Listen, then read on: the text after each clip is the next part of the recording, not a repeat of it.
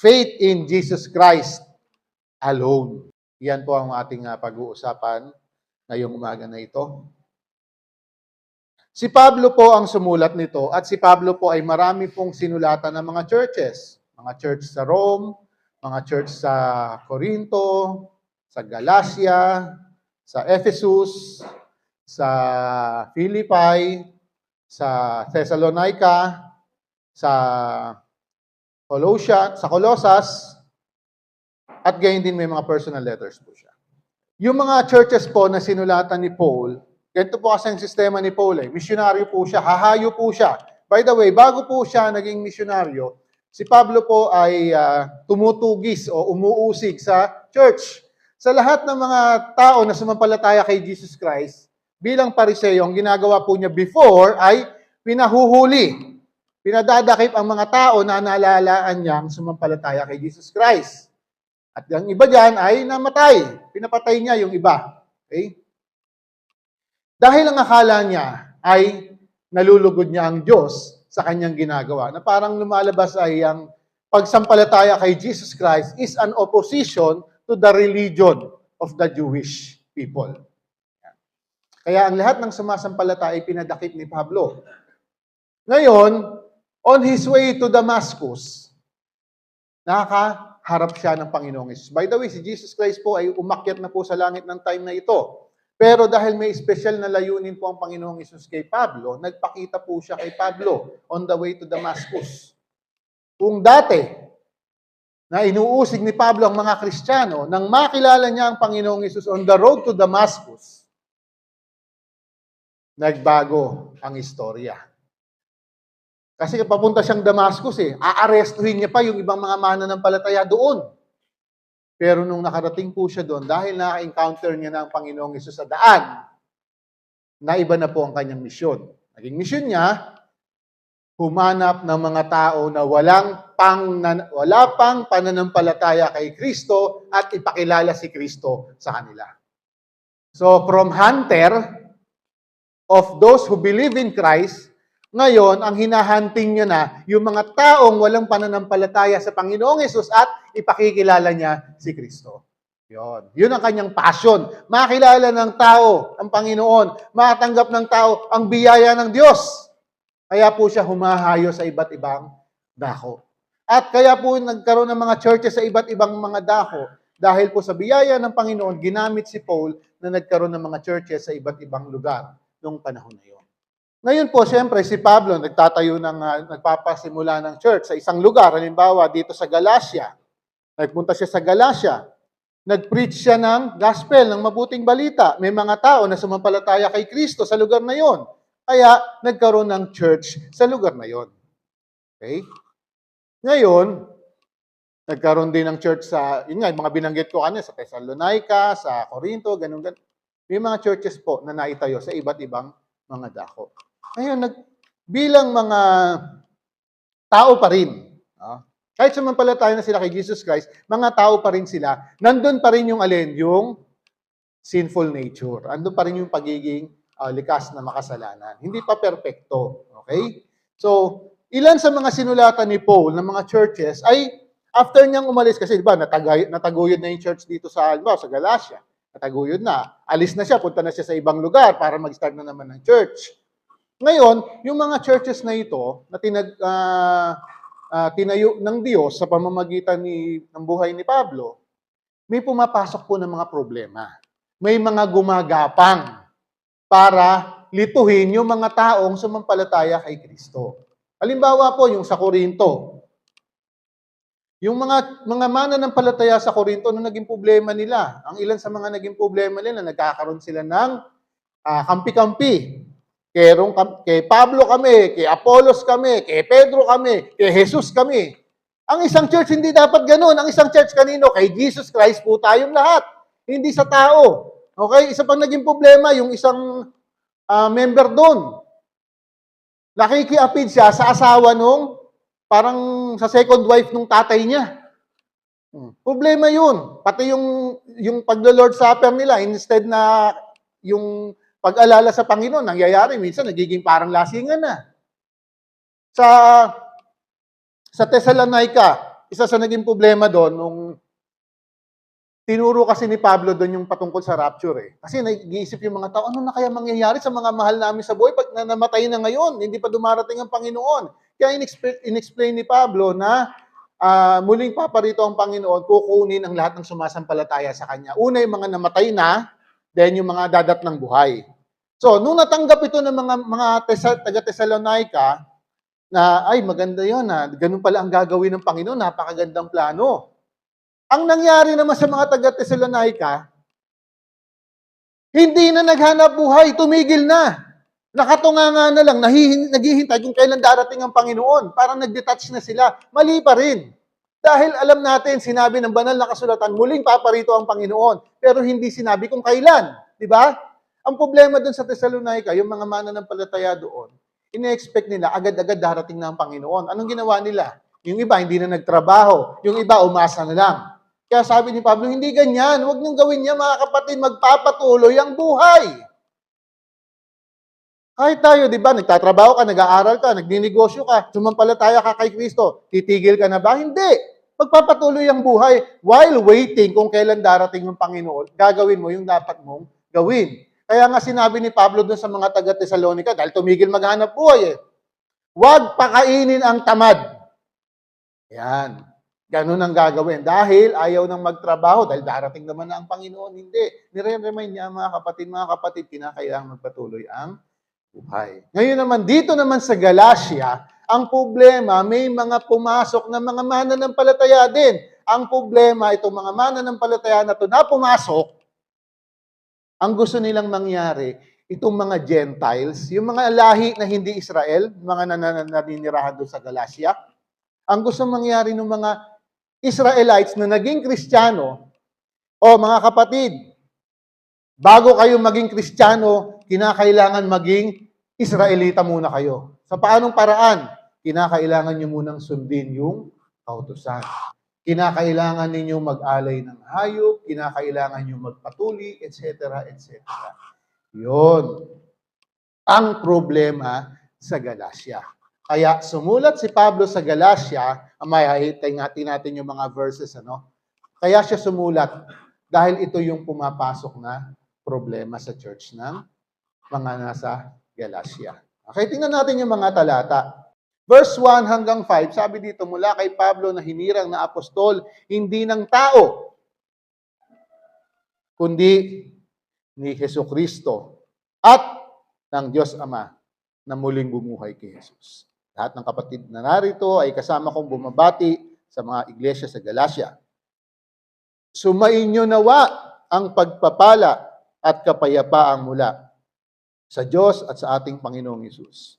So dito, sa verse 4, ibinigay niya yung basic truth na kanyang ipinahayag sa mga tao sa Galacia. Ano? Inialay ni Jesucristo ang kanyang sarili dahil sa ating kasalanan ayon sa kalooban ng ating Diyos upang mahango tayo sa kasamaang naghahari ngayon sa sanlibutan ito, purihin ang Diyos magpakailanman. Dito po, by the way, sa verse 1, bakit binibigyang diin ni Pablo na siya'y hinirang na apostol? Dahil po ang mga unang Israelita po, ang alam po nilang mga apostol, yung kasama ni Jesus Christ na 12. Okay? Pero hindi nila alam na si Paul, nagkaroon ng special appearance ang Panginoong Hesus kay Paul. Gaya nung binanggit ko kanina sa inyo na nagpakita ang Panginoong Hesus kay Pablo doon sa road to Damascus. Kaya siya nagkaroon ng pananampalataya. Nanalig siya kay Jesus na ipinakita ng Panginoong Hesus. Ano ang gagawin ni Pablo sa ngalan ng Panginoong Hesus? Kaya po siya ay isang apostol talaga. Legit, tunay na apostol. Ito po dahil hindi sa kalooban ng tao, hindi dahil sa kalooban niya, kundi ito'y sa kalooban ng ating Panginoong Hesus at ng Diyos Ama. Kasi may mga question legitimate ba yung pagiging apostol ni Pablo na nagtuturo, nagtatatag ng mga church? May mga question, may mga kumakalaban. Kaya sa bungad ng sulat niya sa mga taga-Galacia, apostol hindi hinirang ng tao, kundi sa pamamagitan ng Panginoong Hesus. Okay? Binabalikan ni Pablo yung kanyang unang ibinahaging mabuting balita sa mga kapatid sa Galacia. Na tayo'y makasalanan, mga tao. Mahal tayo ng Diyos. Pero mapupunta tayo sa impyerno dahil sa kasalanan natin. Anong hakbang ang ginawa ng Diyos? Ibinigay niya ang kanyang anak, ang Panginoong Hesus, inialay ang kanyang sariling buhay, pang ano? Pangbayad, pang tubos sa atin. Dahil ito ang kalooban ng Ama. Kasi wala tayong magagawa bilang mga tao, pero may nagawa ang Diyos sa pamamagitan ng Panginoong Hesus. Kaya yan yung binibigyang diin, pinapaalala ni Pablo sa mga kapatiran doon sa Galacia. Bakit? Kasi yung sa sumunod na verse, sa verse 6, dito nga, sinasabi niya na, nagtataka ako kung bakit. Ang dali ninyong tumalikod sa Diyos na tumawag sa inyo. Kasi na-establish na ni Paul yung church doon, tunay ng sumampalataya ang mga tao dahil pinaniwalaan nila yung sinasabi ng mabuting balita na Jesus Christ died for our sins. He died on the cross, di ba? Bakit? Para bayaran ang ating mga kasalanan. Namatay siya, inilibing, at muling nabuhay sa ikatlong araw. So ito yung pinaniniwalaan ng mga taga-Galacia nung time na yon. Kaya lang dito nga, sabi niya, nagtataka ako, ba't ang dali ninyong tumalikod? Tumalikod sa Diyos na tumawag sa inyo sa pamamagitan ng kagandahang loob ni Kristo. At kayo'y bumaling agad sa ibang magandang balita.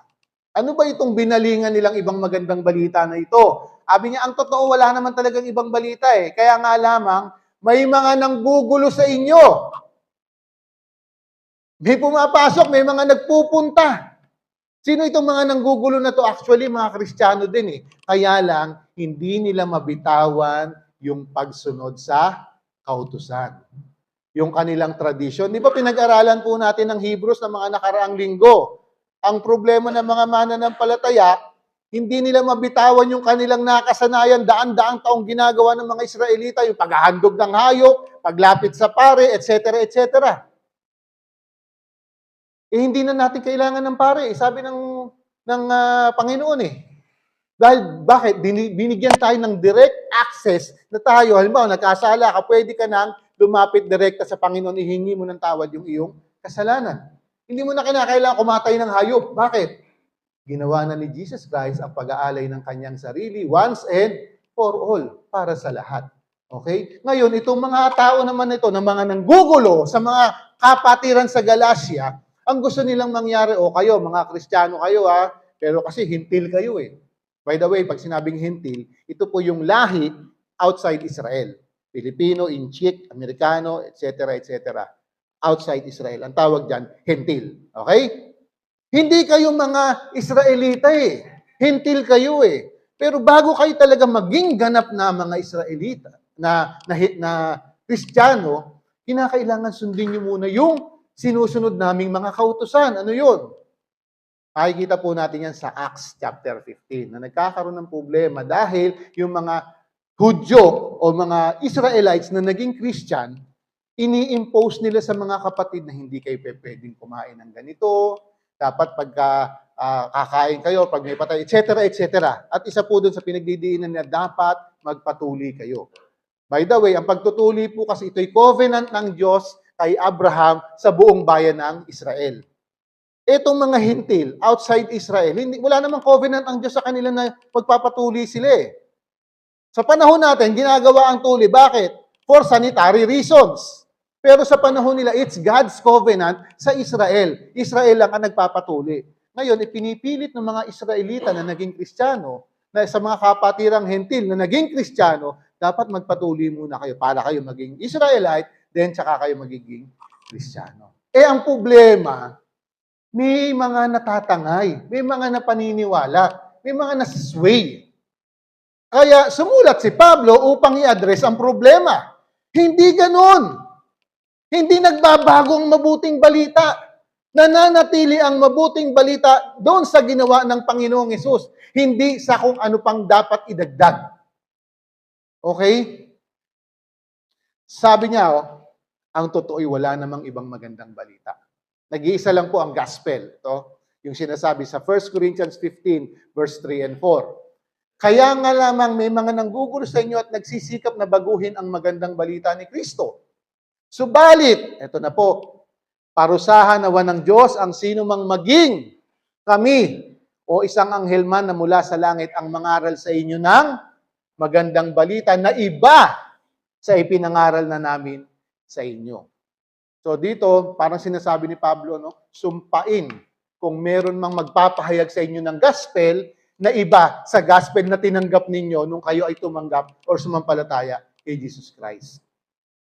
Sabi niya, kahit ako o kung sino man sa kasamahan ko na magbabago ng gospel, sumpain siya.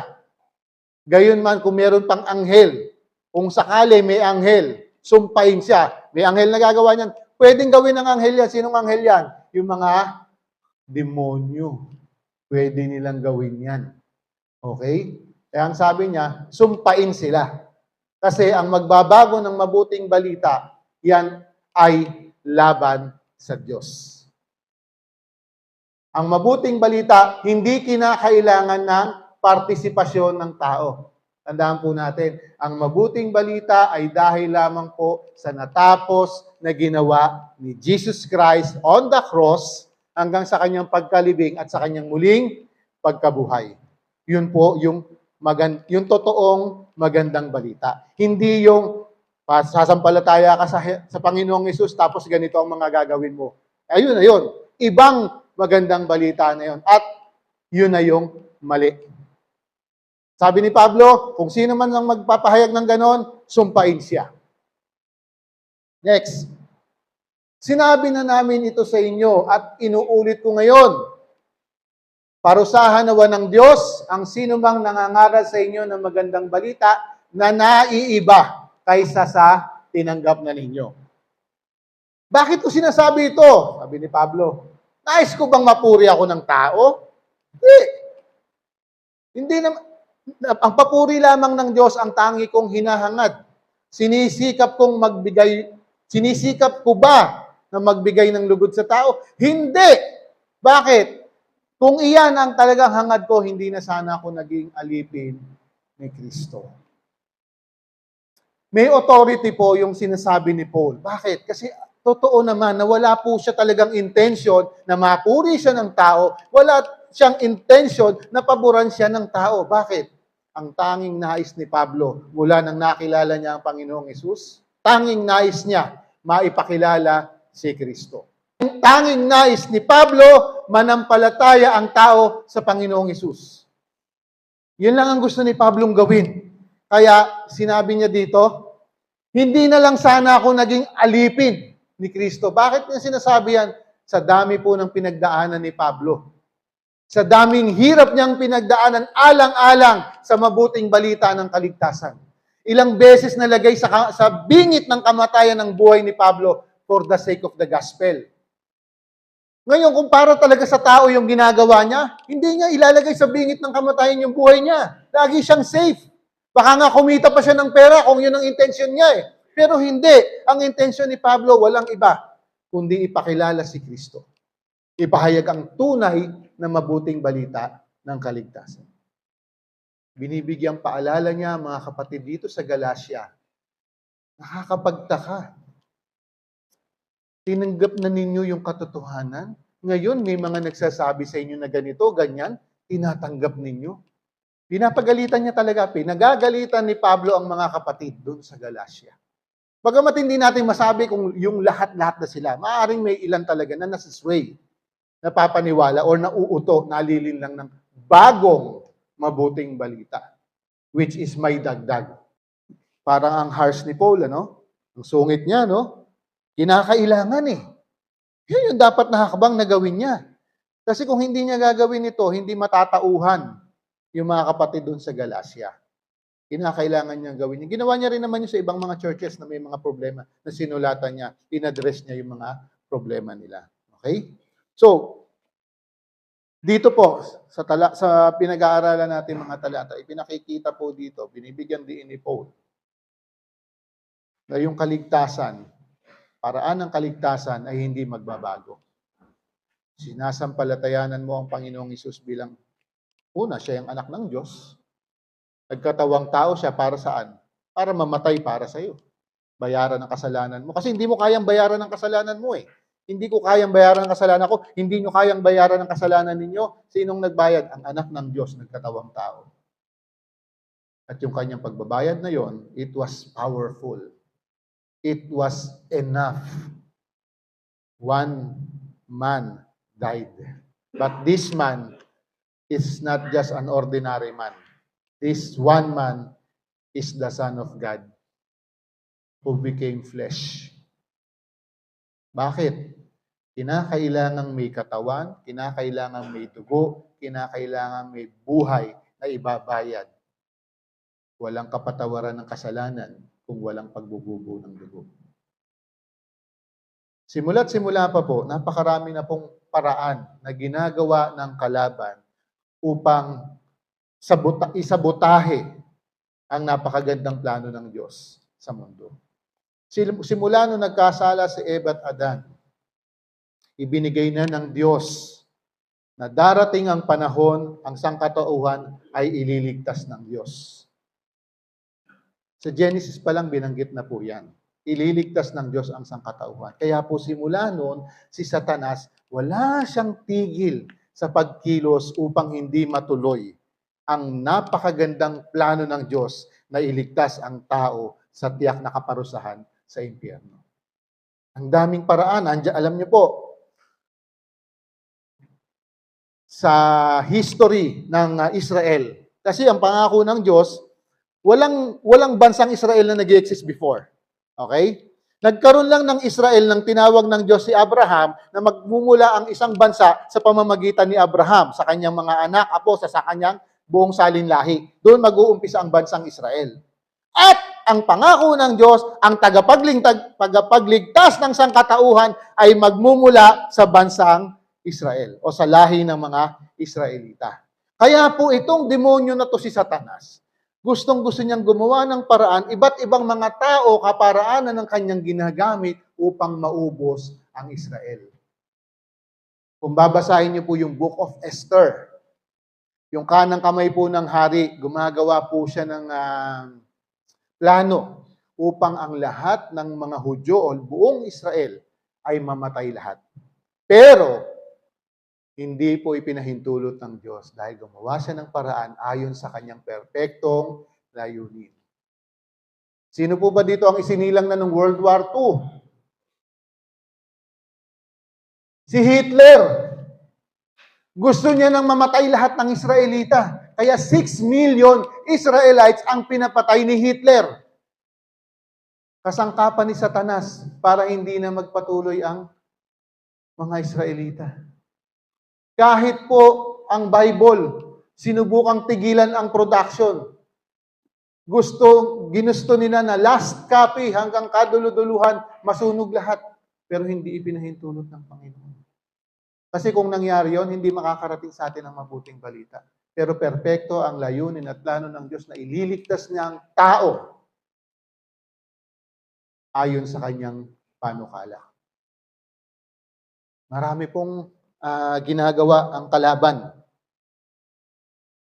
Nung nagsimula na ang church, na dumami na yung mga sumasampalataya kay Jesus Christ, anong ginamit ni Satanas? Tao rin ang ginamit ni Satanas. Kaya nga, yung pinag-uusapan natin kanina, kahit mananampalataya na nagagamit pa ni Satanas na mabago, maiba yung paraan ng kaligtasan. Ito yung pinakamatinding ginagamit ni Satanas. Sobrang effective naman so far. Relihiyon. Sa lahat po ng relihiyon sa buong mundo, lahat po yan, gawin mo ito, maliligtas ka. Kahit anong relihiyon tignan niyo. Ginawa mo ito, maliligtas ka. Sa atin po, ang tinuturo ng banal na kasulatan, dahil sa ginawa ni Kristo, ang tao pwedeng maligtas. Dahil sa pagbabayad ni Kristo, pagtubos ni Kristo, ang tawag doon, biyaya. Kasi makasalanan tayong lahat eh. Pero, minahal tayo ng Diyos. Anong ginawa niya? Binigyan na tayo ng isang bagay na hindi natin deserve. Ano yon? Grace. Kaya po, nakakatakot. Dahil sobrang daming mga tao na nag-aakala, dahil sa ginawa ko ito, ginawa ko yan, makararating ako sa langit. Pansinin po ninyo, paglabas ninyo, may makausap kayong tao. Sabihin mo, hindi mo naman sagugulatin. Ano? Pag namatay ka ba, saan ka pupunta? Hindi mo naman gaganunin. But casual, na may makausap tayo, may bigay na pagkakataon ng Panginoon. Kung sakali ba, no? May pinanghahawakan ka ba? Nakatiyakan na kapag namatay ka, sa langit ka mapupunta. Most of the time, 99.99% ang isasagot ng tao, hindi ko alam. Bakit? Kasi hindi ko nagagawa lahat nung pinagagawa. Kasi may nagagawa akong kasalanan. Kaya hindi ko alam. Pero sa mga tao na naniniwala sa sinasabi ng banal na kasulatan, na nagtitiwala sa kaya gawin, o nagtitiwala sa ginawa na tapos na gawa ni Kristo, pwede mong isagot na, alam ko, pag namatay ako, sa langit ako mapupunta. Hindi sa nagyayabang, kundi pinanghahawakan ko ang tapat na pangako ng Diyos. Ang kasalanan ko, hindi ko kayang bayaran. Sinong nagbayad? Si Jesucristo na aking Panginoon ang nagbayad ng kasalanan ko doon sa krus ng Kalbaryo. Hindi siya nanatiling patay pagtapos siyang ilibing. Muli siyang nabuhay sa ikatlong araw. At itong lahat ng ito ay pinanghahawakan ko, pinaniniwalaan ko. Anong bahagi ko? Wala. Dahil yun sa natapos na gawa ni Kristo. Ang kaligtasan ng tao ay hindi nakadepende sa performance natin. Hindi nakadepende sa kung anong merit natin. Ang kaligtasan ng tao ay nakadepende dahil kung sino ang Panginoong Hesus. Ano ang kanyang ginawa para sa atin. Kaya po, tunay na wagi ang biyaya. Dahil ang lahat ng tao pang-impyerno. At tayo pang-impyerno tayo. None is righteous, for all have sinned and fall short of the glory of God. Pero ayaw po ng Panginoon. Sabi ng sulat sa Old Testament, hindi ako nagkakamali kay Isaiah, hindi ikinalulugod ng Diyos kung may taong mapapahamak. Dahil ang nais ng Diyos, ang taong nilikha niya, ayon sa kanyang wangis,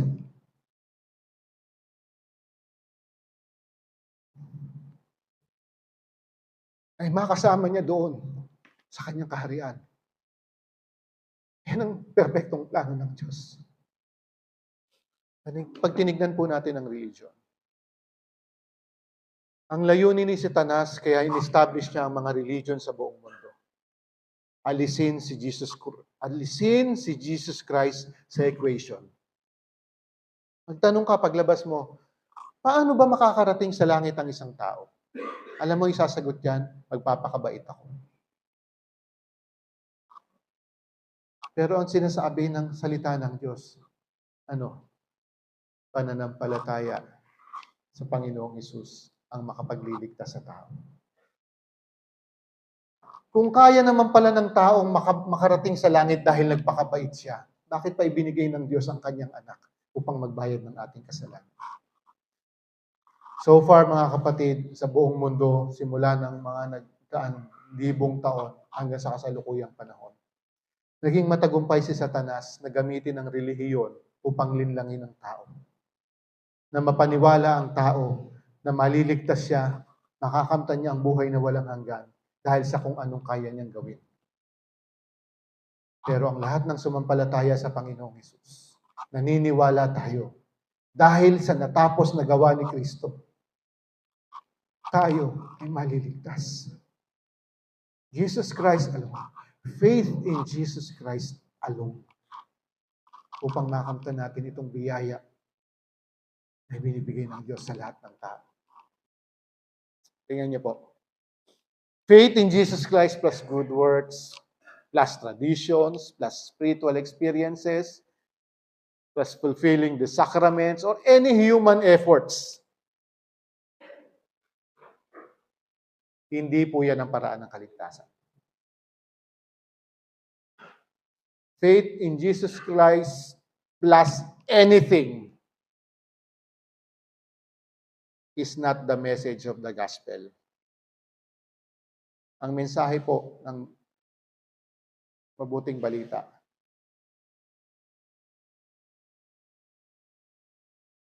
sa biyaya lamang po ng Panginoong Hesus.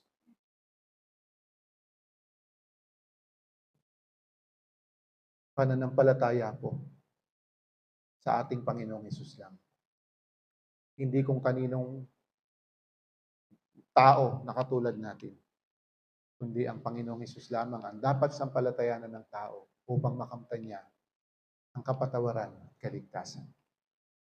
Dahil ito po ang kalooban ng Diyos, hindi po inilihim ito sa atin. Nakalagay po sa banal na kasulatan na yan ang nararapat gawin ng tao upang makamtan niya ang kaligtasan. Ngayon, kung meron po sa atin dito na hindi pa niya natitiyak yung kanyang kalagayan, kung siya ba ay meron ng relasyon sa Panginoon, kung siya ba ay tunay ng sumampalataya kay Kristo bilang kanyang Panginoon at tagapagligtas.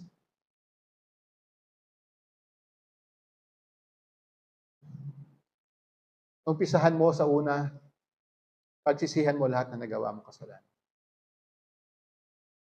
Manalangin ka sa Panginoon dahil kailangan mo ng tagapagligtas. Ang lahat ng tao, kinakailangan natin ng tagapagligtas. Manalangin tayo na hingin natin sa Panginoon na siya'y manahan sa ating mga buhay. Na hindi na ang Panginoon mo ay ang sarili mo, kundi si Kristo na ang Panginoon mo sa buhay mo, at kung anong nais niya sa buhay mo, yun na ang susundin mo. Dahil po yan yung disenyo na gusto ng Diyos na mangyari sa mga tao. Magkaroon tayo ng ugnayan, tunay na ugnayan. Personal na relasyon sa ating Panginoon Jesus. Tanging sa biyaya lamang po. Hindi sa kung anong kaya nating gawin. Hindi dahil sa kung anong mga nagawa natin dati.